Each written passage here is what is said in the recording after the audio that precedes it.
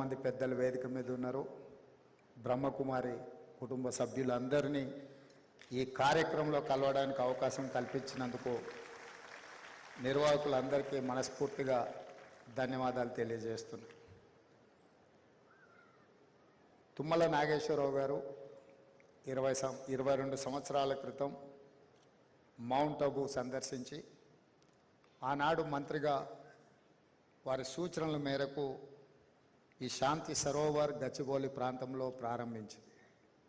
ఆ రోజు ఈ ప్రాంతము అటవీ ప్రాంతము, గ్రామీణ ప్రాంతం, పెద్దగా అభివృద్ధి ఈ ప్రాంతంలో లేదు. కానీ సరిగ్గా 20 సంవత్సరాలు తర్వాత వెనక్కి తిరిగి చూసుకుంటే ఇది ఒక గొప్ప నగరంగా మారడమే కాకుండా ఒక పక్కన శాంతి సరోవర్ ఉంటే the other side is Indian school of business, దాని పక్కలోనే విప్రో, ఇన్ఫోసిస్, అదేవిధంగా గచ్చిబౌలి స్పోర్ట్స్ విలేజ్. సో ఇదొక ఇంటర్నేషనల్ హబ్గా మారడానికి కారణం ప్రభుత్వాలు తీసుకున్న నిర్ణయాలు. ఈ ప్రాంతం అన్ని రకాలుగా అభివృద్ధి చెందిన కేంద్రంగా మారడం జరిగింది. ఈ ప్రాంతంలో శాంతి సరోవర్ ఉండడం, దీది ब्रह्म कुमारी बहनों के ये जो शांति सरोवर हमारा राज्य में, हमारा शहर हैदराबाद में रहना हमारा बहुत खुशी है, हमारा किस्मत है.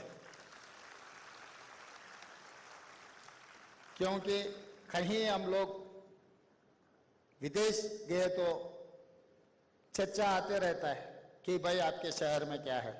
मैं हमेशा कहते रहता हूँ हमारा शहर में चार मीनार है, हमारा शहर में हाईटेक सिटी है, हमारा शहर में आउटर रिंग रोड है, अंतर्जातीय एयरपोर्ट है, हमारा शहर में एएसबी है, हमारा शहर में ब्रह्म कुमारीज का शांति सरोवर है.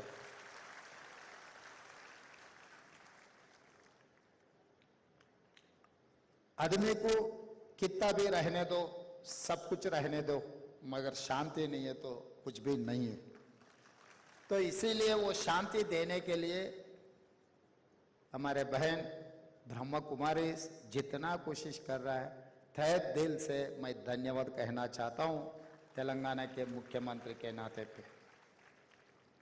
और आज जो आपके जो कार्याचरण में देखते गया, एंटी ड्रग्स, किसानों का जो आत्महत्या और यूथ के डेवलपमेंट, ये सब सारे देखने के बाद हमारा जो इलेक्शन मैनिफेस्टो है, हम किसानों को वादा किया था, किसानों को आत्महत्या से बाहर लाने के लिए, किसानों का खर्चा माफ करने के लिए हम लोग वादा किया. हमारे तुम्मला नागेश्वरराव जी यहीं मंच पर है. 31,000 करोड़ रुपए हम किसानों का खर्चा माफ किए. इस हिंदुस्तान में आज तक कोई राज्य में कोई नेता किसानों को आत्महत्या से बाहर लाने के लिए इतने खर्चा माफी किसी ने नहीं किया. पहली बार हमारे राज्य ने 31,000 करोड़ रुपए किसानों को खर्चा माफी किए.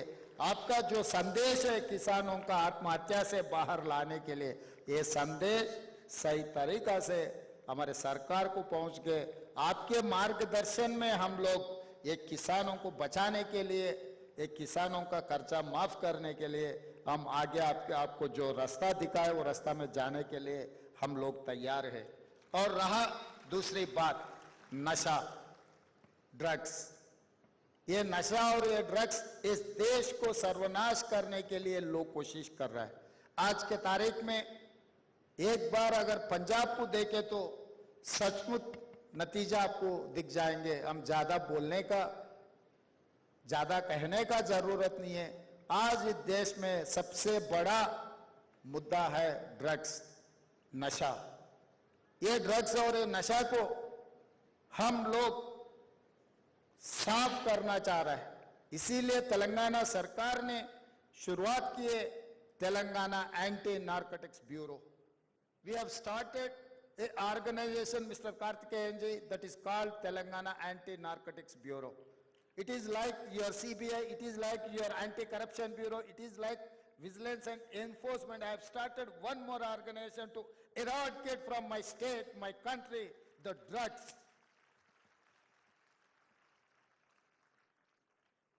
Now, my sisters, Brahma Kumari's agenda also same thing. So I wanted to drive like anything, this with passion. This is what my dream. I wanted to eradicate these drugs from my state. No one can dream, no one can think that Telangana if drugs plays. And moreover, youth development. It is nothing but skill development. Mr. Karthikeyan sir, I have started Young India Skills University, which is headed by Anand Mahindra, who is group of chairman of Mahindra Group.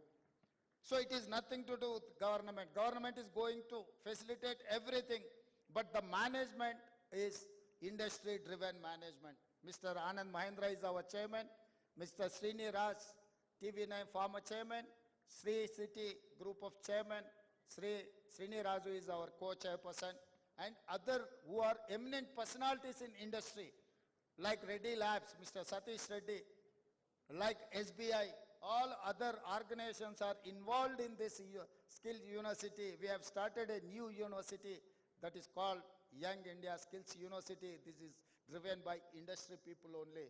We wanted to give some skill development to our youth to eradicate the unemployment problem and all these drugs. Ee roju Telangana Rashtam ఏ ఎన్నికల ప్రణాళిక తెలంగాణ రాష్ట్ర అభివృద్ధి కోసం తీసుకున్నామో బ్రహ్మకుమారిస్ తీసుకున్న agenda కూడా సరిగ్గా అదే విధంగా ఉన్నది. నేను చాలా సంతోషంగా నేను ఈ వేదిక మీద నుంచి మీతో పంచుకోదలుచుకున్నాను. తెలంగాణ రాష్ట్ర ప్రభుత్వం స్పష్టంగా చెప్పింది, తెలంగాణ రాష్ట్రంలో గంజాయి డ్రగ్స్ గురించి ఎవరైనా ఆలోచన చేయాలన్నా, నిద్రలో ఆలోచన చేయాలన్నా భయపడాల్సిన పరిస్థితులు కల్పిస్తాము అని చెప్పినాం. అందుకే Telangana anti narcotics bureau DGP cadre ఆఫీస్తోని వందలాది మంది అధికారులను కేటాయించి ఒక ప్రత్యేకమైన ఆర్గనైజేషన్ మొదలుపెట్టి ఈరోజు తెలంగాణ రాష్ట్రం మూలన ఈ గంజాయి మూలాలను, డ్రగ్స్ మూలాలను ఏరివేసే కార్యక్రమాన్ని తీసుకున్నాం. నాకు చాలా సంతోషం కలిగింది. ఈ కార్యక్రమంలో బ్రహ్మకుమారిస్ కూడా ఈ డ్రగ్స్కు వ్యతిరేకంగా కార్యక్రమం తీసుకోవడం అంటే తెలంగాణ రాష్ట్రానికి మంచి రోజులు వచ్చినాయని చెప్పి నేను ఈ సందర్భంగా చెప్పదలుచుకున్నాను. అదేవిధంగా రైతు సంతోషంగా ఉన్నప్పుడే రాజ్యం సంతోషంగా ఉంటుంది. ఈ ప్రభుత్వం ప్రజాప్రభుత్వం, రైతు ప్రభుత్వం నిరూపించడానికి రైతులకు వ్యవసాయాన్ని లాభసాటిగా చేయాలన్న ఆలోచనలో మొట్టమొదటి భాగంగా రైతుల ఆత్మహత్యలను ఆపాలన్న ఆలోచనతోటి ఆనాడు ఎన్నికల సందర్భంలో మేము ఎన్నికల మేనిఫెస్టోలో మే 6, 2021 నాడు వరంగల్లో రైతు డిక్లరేషన్ శ్రీ రాహుల్ గాంధీ గారు చేసిన దాంట్లో 2 లక్షల రూపాయల రైతు రుణమాఫీ చేస్తామని చెప్పినాం. ఈరోజు గర్వంగా ఈ వేదిక మీద నుంచి చెప్పదలుచుకున్నాను, ప్రభుత్వం వచ్చిన 8 నెలల లోపే 31,000 కోట్ల రూపాయల రైతు రుణమాఫీ తెలంగాణ ప్రభుత్వం చిత్తశుద్ధితోని రైతులకు వ్యవసాయాన్ని లాభసాటిగా చేయడమే కాకుండా రైతుల యొక్క ఆత్మహత్యలను ఆపాలన్న ఆలోచనతోటి ఈరోజు మా ప్రభుత్వం ముందుకు వెళ్తుంది. ఈరోజు బ్రహ్మకుమారిస్ కూడా రైతుల యొక్క ఆత్మహత్యలు ఆపాలన్న ఆలోచన కార్యాచరణ తీసుకోవడం మా ప్రభుత్వానికి సంతోషం కలిగించింది అని చెప్పి నేను ఈ సందర్భంగా తెలియజేస్తున్నా. అదేవిధంగా యువతకు నైపుణ్యాన్ని నేర్పాలన్న ఆలోచనతో ఈరోజు యంగ్ ఇండియా స్కిల్ యూనివర్సిటీని తెలంగాణ రాష్ట్ర ప్రభుత్వం ప్రారంభించింది. ఈరోజు ఎయిర్పోర్ట్కు కూతవేటు దూరంలో